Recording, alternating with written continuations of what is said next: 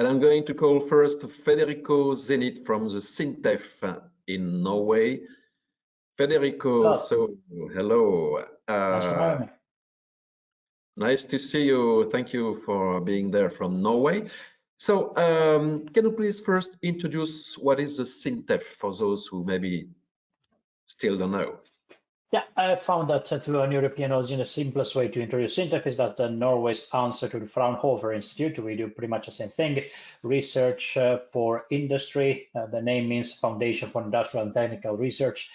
So our job is to research on behalf of mostly industrial companies. We do not have a lot of money coming from the Norwegian government in form of grants. It's less than 8%, and everything else is something we win in the market or through public tenders. So you are working on several projects on hydrogen, and one of them is about heavy-duty mobility. It's STASH project. STASH, it just started this January, and it's a really exciting project.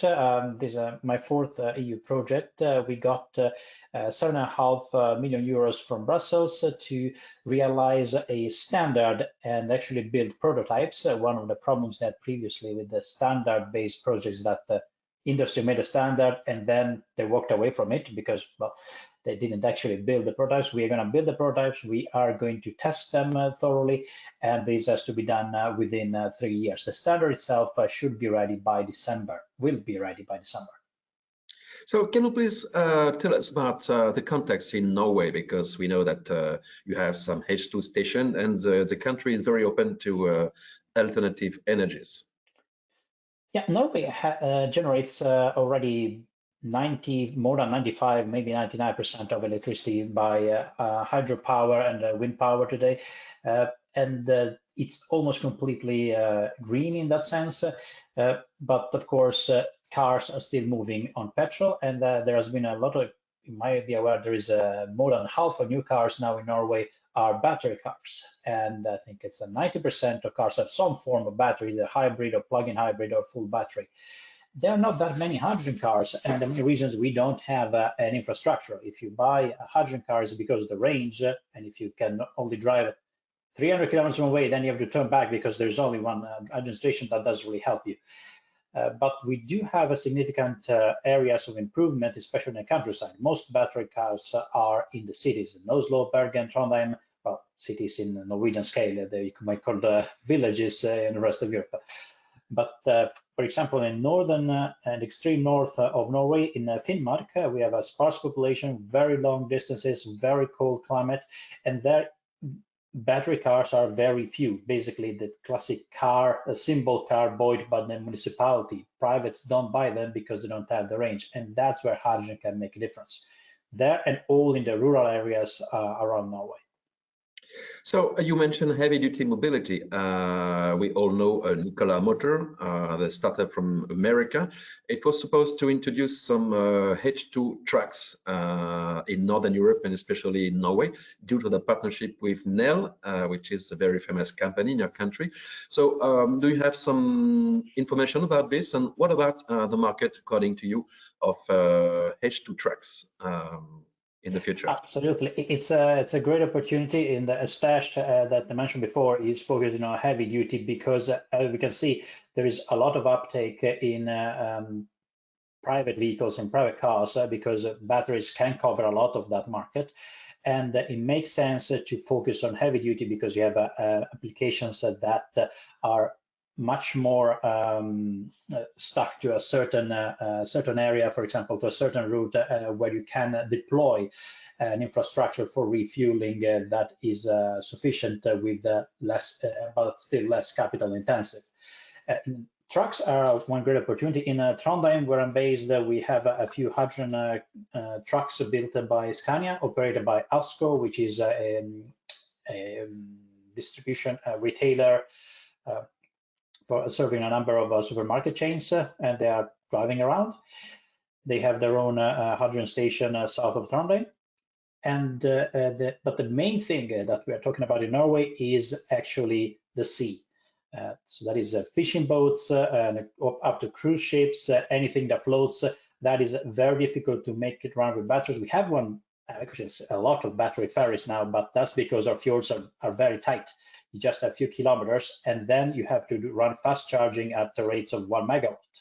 And you cannot do that everywhere. If you have more than, for example, 10 kilometers, you need hydrogen or any other solution that can, because when you arrive at a ferry, you're supposed to have 5 minutes cars out, 5 minutes cars out. So within 10 minutes, you have to charge enough to cross the fjord one more time. And that has proven difficult. Thank you. I would like to call Frédéric Charon from Faurecia, because it's an automotive OEM supplier. Of course, I think you're very interested by the heavy-duty mobility, because trucks in the future may be powered by fuel cells and will need some H2 tanks. Yeah, of course.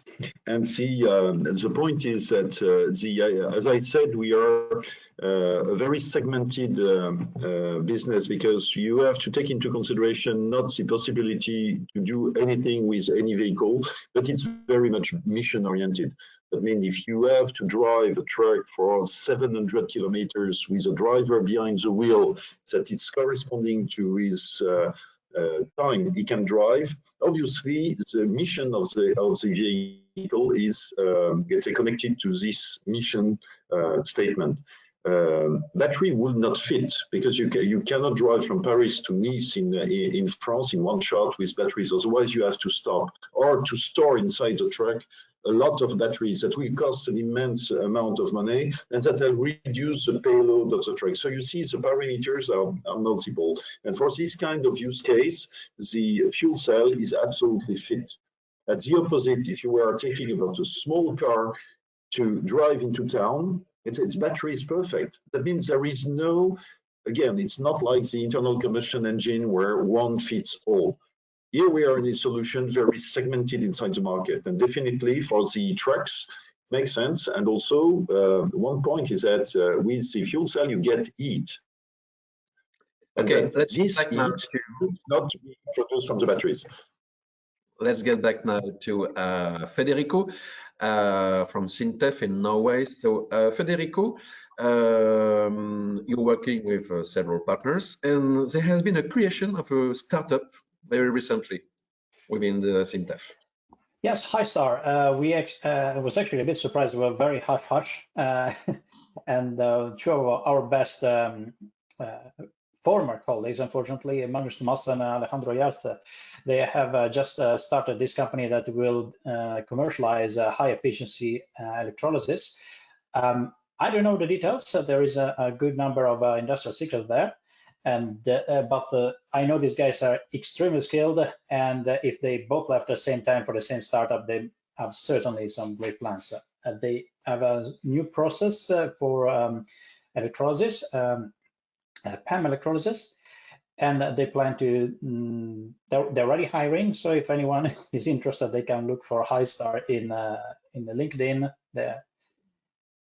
And unfortunately, I can't really say that much. Okay, thank you. We'll keep an eye on this young, innovative company. Okay, so among the speakers, does anyone want to add a comment about what's being said by Federico? Well, if not, we just carry on now with François Aguey-Zinsou from Sydney. He's working for the university, head of MERLin lab. And I have also to say that he's working. He's just launched H2 potential. We will discuss this, which is an incubator. So we'll give some more details in a few minutes. But your work, well, this is a picture from H2 potential, but I think you will explain us maybe in a few minutes what it's all about. But your works are about how to produce hydrogen in a safe way. You mean how to store hydrogen in a safe way? Yes. Yeah, of course. How to store in a safe way. Well, we have heard a lot about producing hydrogen, and we have heard a lot about various ways of transporting hydrogen. I'm sorry for everybody here in the audience, but ammonia is pretty boring to death. And what everybody forgot is, yeah, those molecules are the usual chemical molecules that are used. They may have some value in certain industry sector, because what hydrogen is good about is the flexibility it provides. And so you can actually create local economy. And I think this is something that where hydrogen is a key driver. So you can actually deglobalize the economy. But really, if you are talking about transporting hydrogen as an energy carrier, and there will be a lot of use for pure hydrogen, starting from vehicles to various applications, then you need a way to store hydrogen. The conventional method to store hydrogen are known: liquefaction, compression. Those technologies are great, but they have their limit. And the limit is that you want to carry more, so we can actually displace fossil fuel. And to displace fossil fuel, this means you need to overcome the downside of hydrogen, which is a low volumetric energy density. So this is where materials are very, very interesting, because not only is they enable to store hydrogen with high volumetric energy density, but also in a safe way. And so we have been doing a lot of work in my research group for many, many years. We have commercialized some of this technology now. And so we are looking also at ways on how we can integrate this technology with existing technology on the market, or how we can integrate this technology with technology that can be used by the general public. And I think for me, from my perspective in my research group, this is something we are interested in: how we enable everybody to use hydrogen and how we democratize hydrogen. And this is a bit what H2 Potential is about, because we have many people coming to see us with great ideas, because if you think about hydrogen, we are actually transforming the entire energy sector. That's what it's about. And it's like inventing how to fly.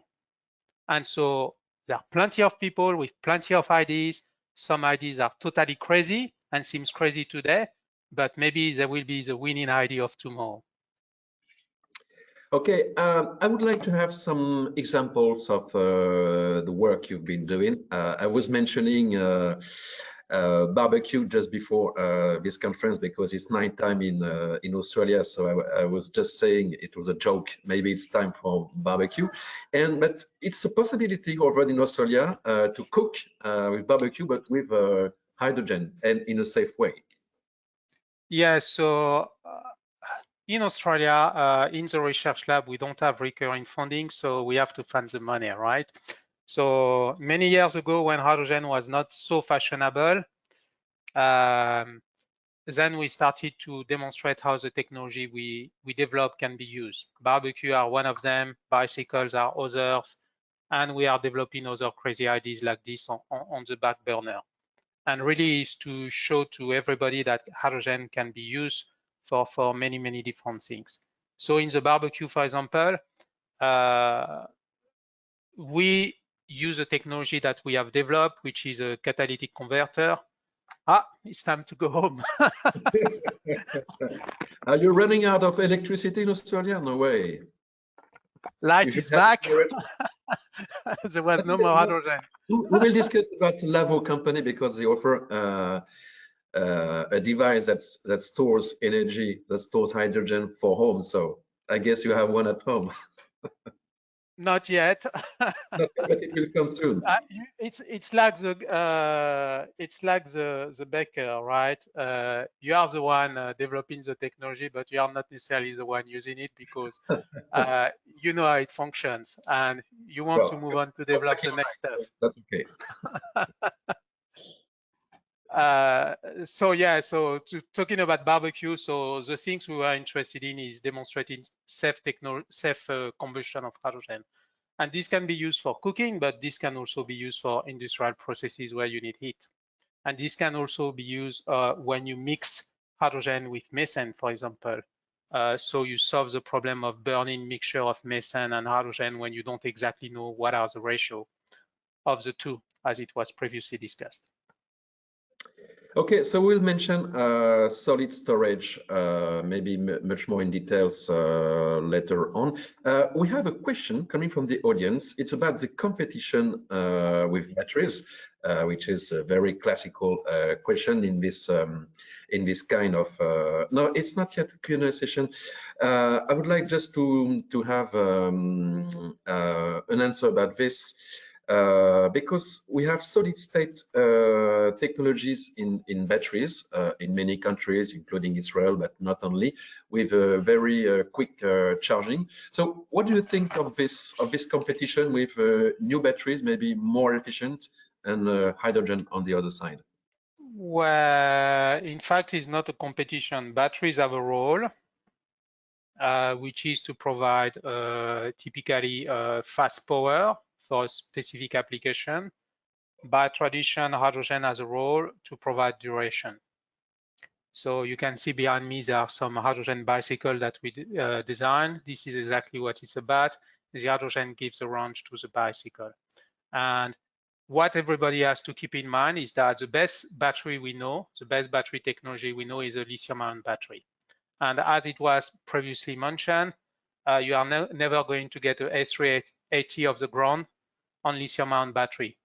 The energy density is simply not there. And this is where hydrogen makes a difference, because the only way to displace fossil fuel, the only way to displace the traditional hydrocarbon molecule is by using hydrogen, because the energy density is there. The problem is how you increase the volumetric energy density of hydrogen. One thing that has to be kept in mind also is that batteries are very hard to recycle, especially the lithium ion, and this is a huge environmental concern. With the kind of material we develop, we don't have those concerns. For example, we can do more than 20,000 cycles. At the end of their life, we can remelt those metals, recycle them again. So we are developing clean processes and a circular economy. And this is really what hydrogen should be about, whatever the scale. One question about Australia, because we can see that this country is speaking more and more of hydrogen. So is it now a popular topic in this country? It's more than a popular topic. It's a sunshine in a bottle. So like not many other countries, Australia is blessed. We have a lot of mineral resources. And one of the assets of Australia is renewable energy. It's an island, so you can put a wind farm all over the place. There is nobody living in the middle of the country. You can put solar farm all over the place. And so you can produce hydrogen at scale. So the big challenge for the country is how you do that while creating jobs in Australia. And this is a game where innovation is needed, because in Australia, we need to be able to produce hydrogen at cost. The existing technology on the market, they are not mature to deliver hydrogen at cost. Okay, thank you, Francois. So now it's time to have the Q&A session. And we call, of course, Bruno Jamet from the cluster Vehicle of the Future. Okay, so hello again. Could you elaborate more about the interest of both ammonia and hydrogen, and in which case one is suitable or not? Well, I've got my personal views on that. So, for example, from an Australian perspective, there are a lot of talk about exporting hydrogen in the form of ammonia or other molecule. We even talk about green methane. Although there is so much methane in the ground in Australia that for me it doesn't make sense to go to produce from renewable hydrogen some methane. It's just cheaper to dig it off the ground. Then the problem is because there is actually not a lot of work that has been done in developing proper hydrogen carriers. And so then the back position is to go back to what we already know, which is ammonia, because simply ammonia has a high energy density per volume, per weight as a hydrogen carrier.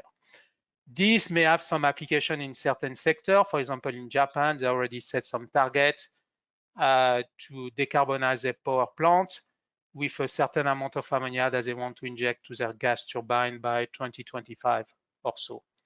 That's a potential application.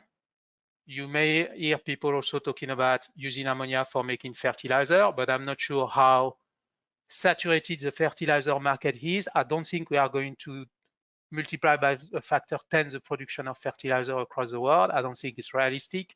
So ammonia really has key sector where it can play a role. And more globally, the pure hydrogen molecule, for me, will have a major role to play in the coming energy market. Okay, so Bruno.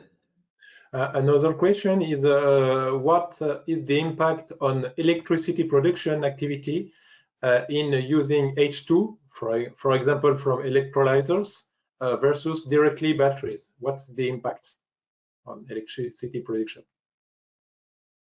Well, really depend on what you want to do. If you want to store electricity, for example, in Australia now, the regulator are thinking of putting a negative penalty to all the owners of solar panel, rooftop solar panel, because there is so much generation that the grid cannot cope anymore. So at the end of the day, if you have to get a malus for exporting your electricity from your solar panel to the grid, then what is the solution? You can use a battery or you can use hydrogen. Obviously, in both cases, the payback time is quite high. The downside of batteries is that they have limited lifetime. The upside of hydrogen is that you have longer duration of storage. And so there is a balance that needs to be found. If you start to think about large solar farm, then for me, hydrogen has a much more higher value, because with that hydrogen, not only you can generate electricity, but you can also export it and you can send it to different end users. And for example, in Australia, we have a lot of remote community. There is a big mining sector. There are a lot of farming sector where they need to have access to green energy. And so you could then develop a business model where you can use that hydrogen to generate electricity, depending on the arbitrage, or you could use that hydrogen to send it to end users that need to generate their own clean energy. Federico, maybe you want to say a word about all this? Well, yeah, I'm also leading another project, HySiLabs, where we have a generation of hydrogen from wind, and that actually is a nice pair with Australia's project for storing wind energy in batteries. And the difference is that, of course, you have a longer term storage. Their objective is, like Francois was illustrating, that there was this exporting energy via hydrogen. But one thing that really improves the economy there is that if you can also participate in the grid service market. Electrolyzers have extremely fast dynamics. That's a great thing. They can ramp up and down in a matter of seconds, which means that if the grid operator needs a few megawatts or needs to get rid of a few megawatts, they can just use this electrolyzer in order to stabilize the grid. And that is actually a major value proposition, especially in the introduction area. If you need 5 megawatts to produce hydrogen, you could simply buy 10 megawatts and plan for future market expansion and use 5 megawatts in production, 5 megawatts for grid services, and it actually pays off. Okay, maybe last question, Bruno? Yes, the question of the impact on electricity network for renewable storage was the first part, but what about the impact on refueling truck H2 versus battery? So maybe much more a question for Federico, which is working on heavy duty. Refueling impact exactly on what, Bruno? On the electricity network. That means if you charge very fast large batteries, it could be a large impact. Of course, if you want to use, for example, that Elon Musk's Tesla Semi, that if you're going to have to charge in the range of megawatts, it's an enormous battery package. If you want to charge it in a half an hour or 1 hour, that is going to be an enormous requirement of power. And if you look at your power bill, I suppose it's going to be similar to mine, that you pay for the energy, but you pay almost as much for the maintenance of the power grid. So even if batteries are indeed more efficient at storing and giving back energy, they will require an enormous amount of power in order to be usable.